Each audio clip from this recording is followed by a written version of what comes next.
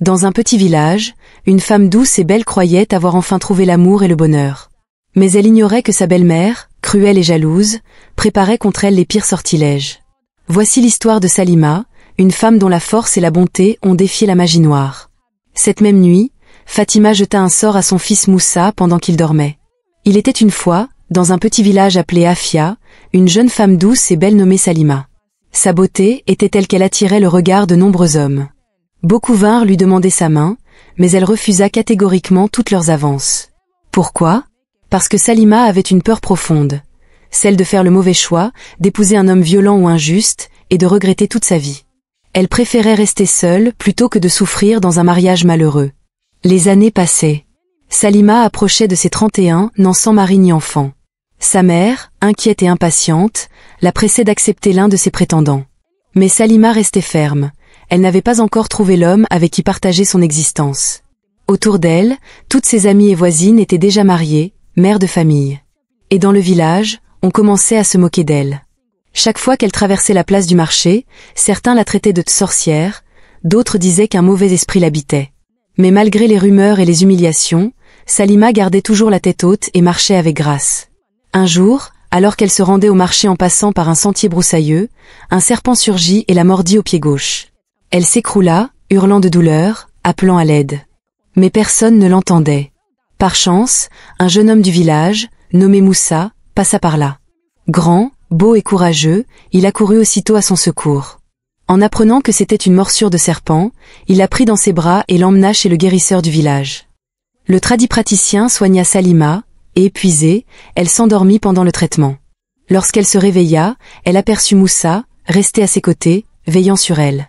Reconnaissante, elle le remercia d'avoir sauvé sa vie. Et ce fut le début d'une belle histoire.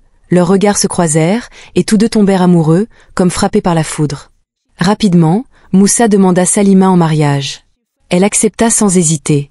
Après les cérémonies traditionnelles, elle s'installa chez son mari. Ensemble, ils vécurent des jours heureux, remplis d'harmonie et d'amour. Mais ce bonheur attira bien vite les ombres. Un jour, Fatima, la mère de Moussa, fit irruption dans leur foyer sans prévenir.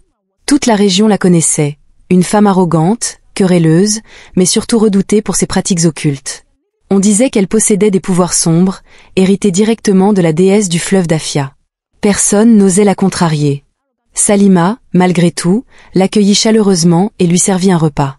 Fatima mangea, en feignant la bonté. Mais à peine son fils de retour, elle commença à critiquer sa belle-fille. La nourriture qu'elle m'a donnée était fade, sans viande. Elle a même ajouté de l'eau dans ma sauce.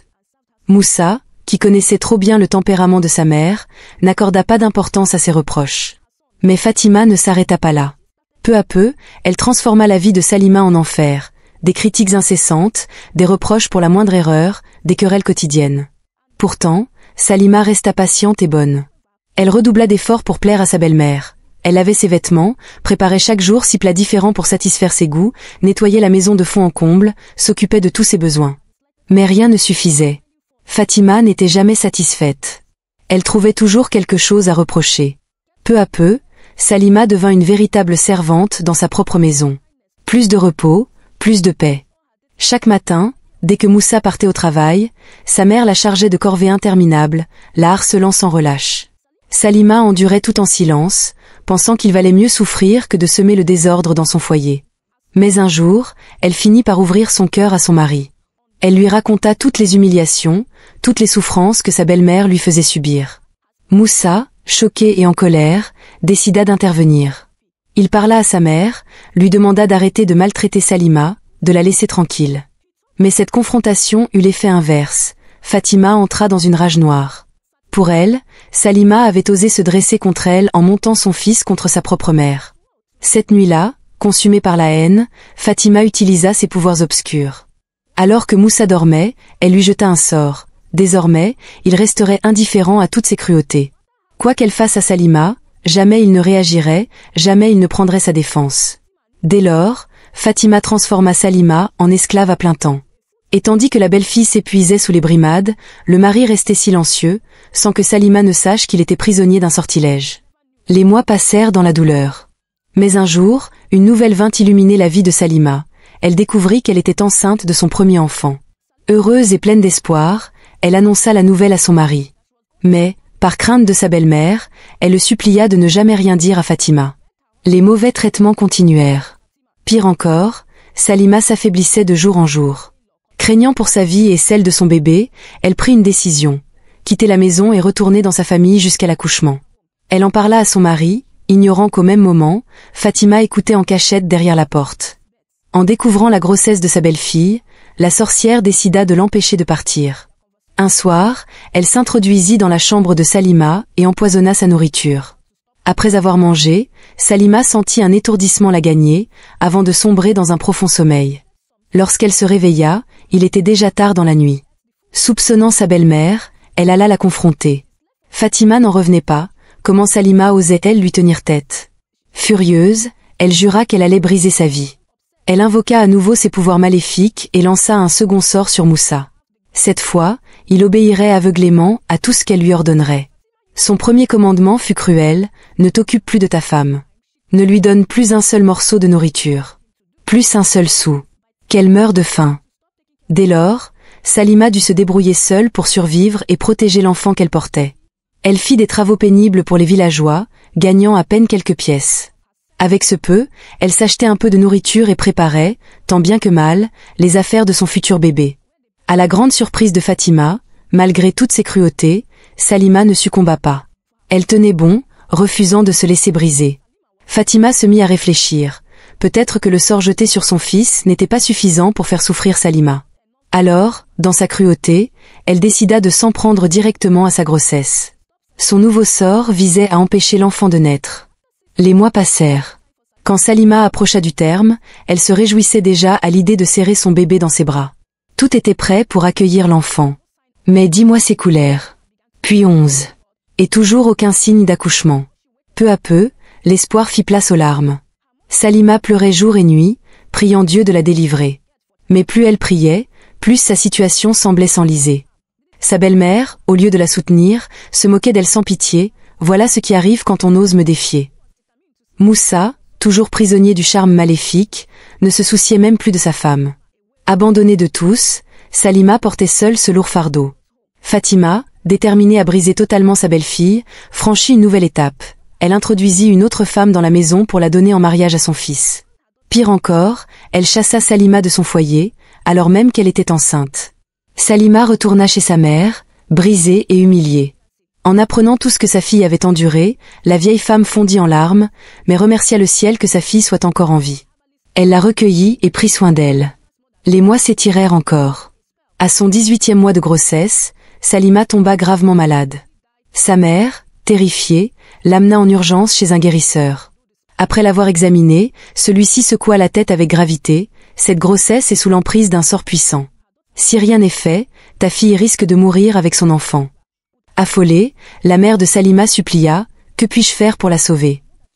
Le guérisseur répondit, ce maléfice vient de la déesse du fleuve Afay. Seule une purification dans ses eaux sacrées pourra le briser. Lorsque Salima reprit conscience, sa mère la conduisit au fleuve Afay. Elle la fit se baigner dans les eaux sacrées. Et, après 3 jours, un miracle se produisit, Salima reprit des forces. Le 4e jour, elle entra en travail. Après 6 longues heures de souffrance, elle mit au monde un beau petit garçon. Elle pleura de joie, reconnaissante envers Dieu et sa mère. Pendant ce temps, dans la maison de Moussa, la nouvelle épouse imposée par Fatima se révéla être la fille d'un grand prêtre doté de puissants pouvoirs. Fatima voulut la traiter comme elle l'avait fait avec Salima, mais la jeune femme se rebella. Elle résista fermement et ne se laissa pas intimider. Ignorant les origines de cette femme, Fatima tenta de lui jeter un sort. Mais, à sa grande surprise, ses incantations restèrent sans effet. Alors, elle choisit une autre voie, l'empoisonnement. Une nuit, elle s'introduisit discrètement dans la cuisine pour verser du poison dans la marmite de la jeune femme. Mais celle-ci n'était pas endormie. Elle avait tout vu. Dès que Fatima quitta la pièce, elle échangea discrètement sa marmite avec celle de la sorcière. Le lendemain matin, Fatima, impatiente de savourer sa victoire, s'installa dans sa chambre pour manger sa soupe, sans savoir qu'elle consommait son propre poison. Après quelques instants, elle s'effondra et ne se réveilla plus jamais. Ainsi périt Fatima, victime de sa propre méchanceté. Dès sa mort, le voile du sortilège disparut des yeux de Moussa. Il recouvra la raison et, pris de remords, se mit à la recherche de sa femme. C'est alors qu'il apprit que Salima avait été renvoyée chez sa mère. La nouvelle épouse lui raconta la vérité, comment Fatima avait inventé des mensonges, l'avait manipulée en lui faisant croire que Salima était une sorcière, et comment, dupée, elle avait accepté d'épouser Moussa. Pleine de regrets, elle demanda pardon puis quitta définitivement sa maison. Moussa, bouleversé, partit retrouver Salima. Lorsqu'il arriva, il découvrit avec joie qu'elle avait donné naissance à leur fils. Ému, il tomba à genoux et demanda pardon, expliquant qu'il avait été ensorcelé et qu'il n'avait jamais voulu l'abandonner. Salima, douce et généreuse, lui pardonna.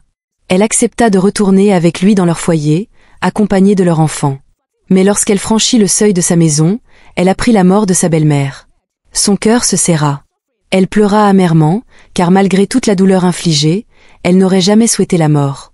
Finalement, Salima et Moussa, main dans la main, purent enfin vivre en paix, entourés de leur fils, formant une famille unie et heureuse.